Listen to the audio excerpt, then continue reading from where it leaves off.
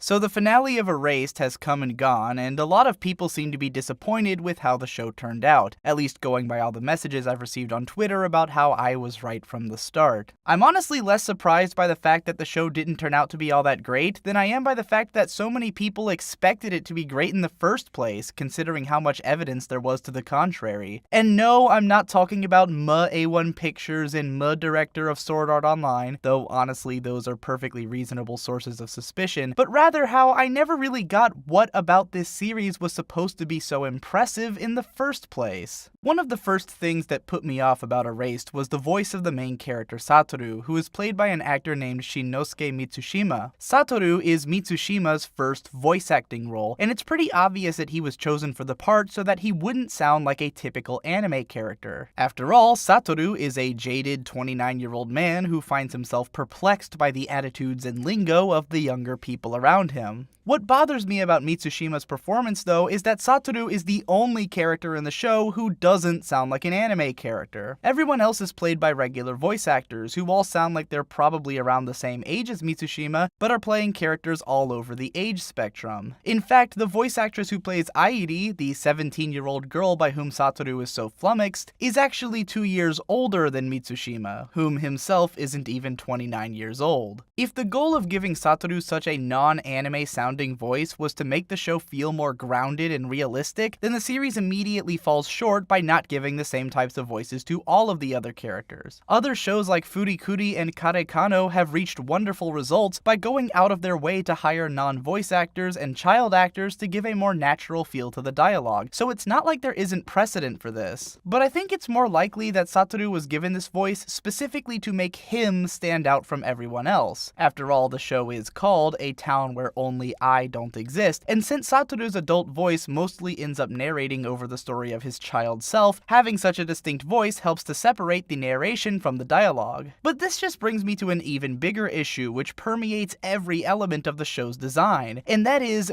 beating the viewer over the head with the point. Erased does not seem to assume much on the part of the viewer's intelligence. Not to say that it necessarily thinks you're stupid, but it definitely wants to make sure that as many people as possible will get the point of what's going on, and therefore overexerts itself with making everything as overt as possible. It felt like the director was constantly asking himself, how can I make this point in a way that you'd have to be blind, deaf, and dumb to not get it? How do we represent the main character's time-traveling powers activating? Have the screen go weird for a second and blast this obnoxious Transformers sound effect over it.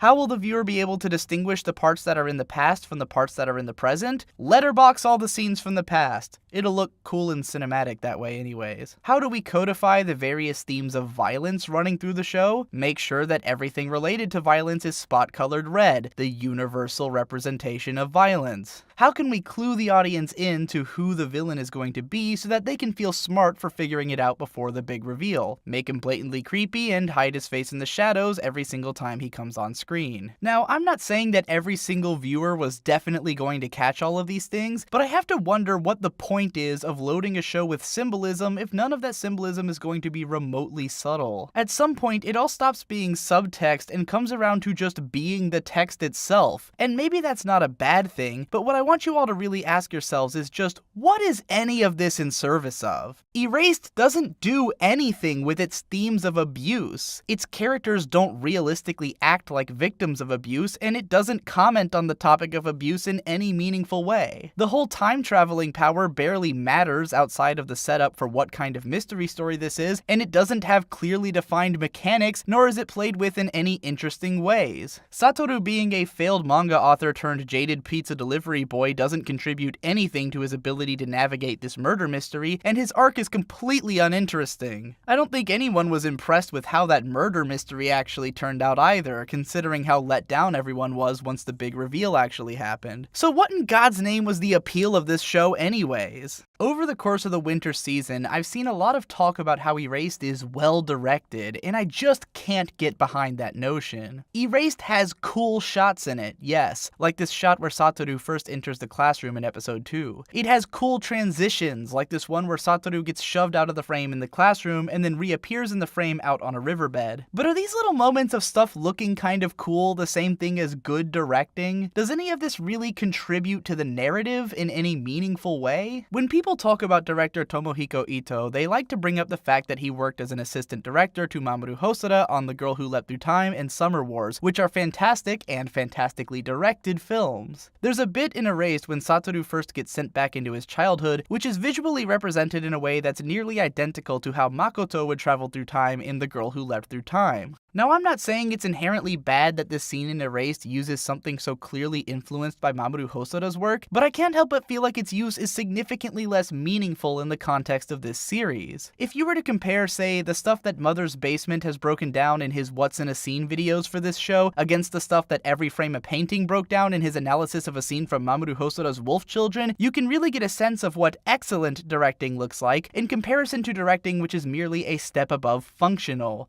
No offense, Jeff, I still love you. Erased is far from a bad-looking show, and I'd even say that it's one of the better-looking things to ever come out of A1 Pictures. It has moments of really exemplary animation, like when Satoru's mom is making dinner for him in the second episode, and again, some of the shot compositions are pretty cool-looking. But there's also plenty of shots that are just kind of stilted and awkward, or don't seem to have the same level of thought put into them. There's even weird inconsistencies, like how the place where Satoru's mom gets stabbed is different from the place where her wound appears to be in the preceding shots. Erased is hardly some kind of masterpiece of visual design, and while again, I'd never call it ugly, I don't even think it's as well directed or visually impressive as better shows from the same season, like Showa Genroku Rakugo Shinju. But all of this is kind of skirting around the issue at the heart of this series, and the reason that so many people got excited about it in the first place. After all, the main driving force behind the popularity of this series is its premise. It's a time travel mystery show with an atypical main character for anime, and that's more than enough to grab a lot of people's attention. But if you ask me, you only need to look a few notches up on that top anime list over there on Mal to find a show that did the same thing exponentially better from the very beginning, Steins Gate. In the first episode of Erased, we're introduced to this mopey, boring guy in his late 20s named Satoru, who may have been emotionally stunted by some kind of traumatic event from his childhood, and on an unrelated note, has a power that forces him to repeat moments in time in order to prevent fatal accidents. We meet his co-worker, Airi, whose personality is that she's a 17-year-old girl, as well as Satoru's hot-ass mom, who apparently hasn't aged in 20 years for some reason. Satoru's mom gets stabbed, so he gets sent back in time to when he was a little kid in order to prevent that from happening. All of this is fine and good as the premise for a show, but what none of this tells me is whether or not this show is going to be any good. Am I eventually going to care about Satoru? Is he going to undergo some kind of emotional arc that will make him a likable or relatable character? I can't tell. Is Airi going to be relevant in the long run, or was focusing on her so much just a total waste of time? Hard to say. Will I eventually really want Satoru to solve this mystery because his mom is the only character who seems like she might be kind of cool? Maybe. But for now, I'm really running on blind faith in the fact that this premise is capable of working in the hopes that at some point everything is going to have a big payoff. I'm under the assumption that by the end of this show, all of this is going to be really interesting or to create some kind of emotional response in me, but I have no real evidence to the idea that any of this is going to be the case. After all, by the end of that episode, I didn't really care about anything that was happening, so why should I assume that I'm going to eventually? In the first episode of Steins Gate, I was introduced to a bunch of eccentric and highly entertaining characters who I cared about immediately. I didn't even care what the premise of the show was. In fact, at first I wasn't even sure what it was. This show had such entertaining dialogue, such captivating visual quirks and sense of tone, and so much promise in the way that things might eventually turn out that it seemed impossible for it to be anything but amazing. Steins Gate was the fastest show that I ever added to my favorites list after just 4 episodes, because the show was already so good by that point that the rest of it could have been total shit and it still would have done so many fun and exciting things that it'd be worth remembering. And of course, lo and behold, the story did indeed turn out to be totally great.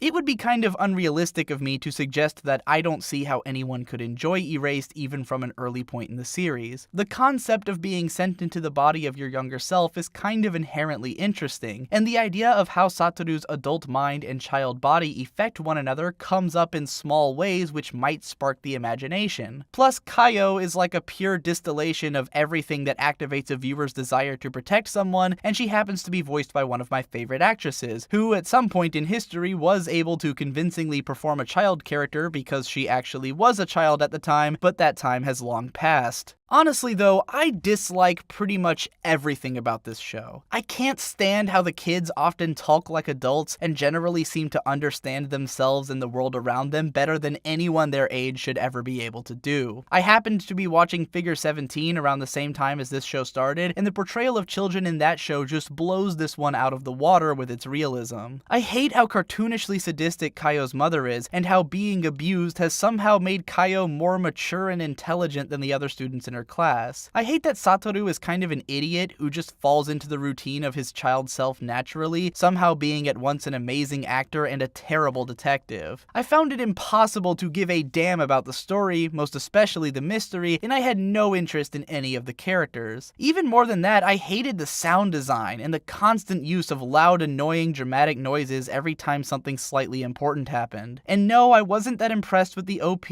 or the ED either, nor the soundtrack, which is identical to every other Yuki Kajiura soundtrack. Around the time that Satoru first returned to the present, I felt like all of the dramatic tension completely melted away, with the scenario growing more and more difficult to believe, and the pacing of every episode just somehow managed to feel worse than the last. I hesitate to use the word pretentious, since I don't really know the creator's intentions, but the fact that this show presents itself as such a serious adult mystery, but has a primary female character who does little more than be a cute lolly whom the supposedly 29-year-old main character keeps hinting at falling for, makes me feel like this isn't all that different from your typical dumbass anime series. It's just packaged itself in a way that's less blatant about its stupidity. I'm sure that for a lot of people, Erased is generally their kind of show, and that it wasn't difficult for them to maintain interest in the story while waiting to see if it would turn into something exceptional. But for me personally, getting through it was nothing but a slog. I saw no reason to buy into the idea that it was going to be good eventually, and knowing that it didn't end up amounting to anything just made the earlier episodes that much worse in retrospect. I put myself through this show even though I knew it wasn't going to be good, so that I could write this video to show you how all of the signs were there from the beginning, so that maybe some of you might change your viewing habits before you get burned by shows like this in the future. If a show's only selling point is that it has the potential to be interesting in the long run, then there's not much reason to have faith in it happening. Most of the really great shows tend to be great from the very beginning, and those are the ones that are worth getting excited about. Incidentally, if you want a mystery suspense thriller that revolves around solving a mystery from the main character's childhood that's actually really good, I highly recommend the manga 20th Century Boys. That's all for now. Stick around on my channel if you want to see more videos like this, and consider supporting me via Patreon if you want to help me to make more of these videos. I'll probably talk about some shows that I actually love in the near future, and the upcoming spring season actually looks pretty promising, so I'll be looking forward to the chance to talk about those shows as well. Thanks again for watching, and I'll see you in the next one.